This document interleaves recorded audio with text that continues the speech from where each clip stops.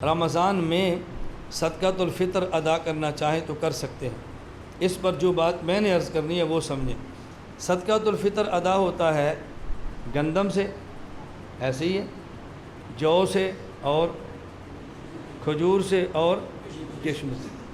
گندم، جو، کھجور اور بس۔ میں عرض کرتا ہوں کہ اس میں 3 قسم کے آدمیوں کا خیال کیا گیا ہے۔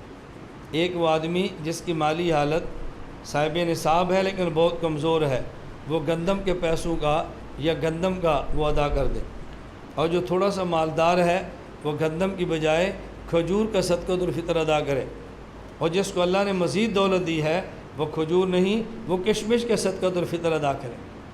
اب اللہ نے دولت کروڑ روپے کی دی ہو اور 100 روپے کے حساب سے گندم کے صدقۃ الفطر ادا کرے، یہ مسلمان کی شان کے لائق نہیں۔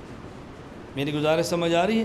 عام آدمی گندم اور جو والا یا اس کے پیسے دے دے، اور جس کو اللہ مزید وسعت دے کھجوریں یا کھجوروں کا پیسے دے دے، اور اللہ مزید وسعت عطا فرمائے تو پھر کشمش دے یا کشمش کے پیسے دے۔ جس طرح اللہ دولت دیتے ہیں اسی طرح آدمی کو صدقۃ الفطر میں اہتمام کرنا چاہیے۔ اور اس حدیث پاک میں نبی پاک صلی اللہ علیہ وسلم نے ارشاد فرمایا، آپ نے کئی بار سنا ہے کہ رمضان المبارک کا پہلا عشرہ اور پہلے 10 دن یہ رحمت کے ہیں، اور دوسرا عشرہ اور دوسرے 10 دن یہ مغفرت کے ہیں، اور تیسرا عشرہ تیسرے 10 دن یہ جہنم سے آزادی کے ہیں۔ اس کا آسان سا مطلب یہ ہے، عام سا مطلب، کہ لوگ 3 قسم کے ہیں۔ بعض لوگ ایسے ہیں جو نیک ہیں، گناہوں سے بچنے کا اہتمام کرتے ہیں، چھوٹا موٹا گناہ ہو جائے تو توبہ کرتے ہیں، ان کے لیے پہلا عشرہ رحمت کا ہے۔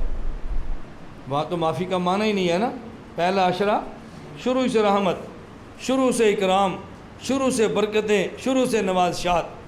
اور وہ لوگ جو گناہ بھی کرتے ہیں نیکیاں بھی کرتے ہیں، گناہ بھی کرتے ہیں نیکیاں بھی کرتے ہیں، وہ پہلا عشرہ تو گڑ گڑانے میں لگا دیں گے تو دوسرے عشرے سے ان کی معافیوں کے دروازے کھل جائیں گے، مغفرتیں شروع ہوگی۔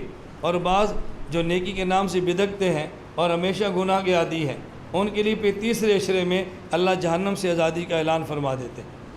3 قسم کے آدمیوں کے مناسبت سے یہ 3 عشروں میں رمضان کو تقسیم کر دیا گیا۔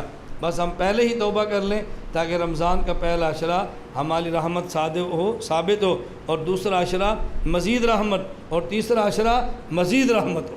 اللہ رحمتوں کی بارش برسائے، اللہ رحمتیں ہمیں خوب عطا فرمائے، اور اللہ اپنے کرم سے عبادات کی توفیق عطا فرمائے۔ وآخر دعوانا ان الحمد للہ رب العالمین۔ لا الہ الا اللہ، لا الہ الا اللہ، لا الہ الا اللہ، ما لنا رب سوا۔ لا الہ الا اللہ۔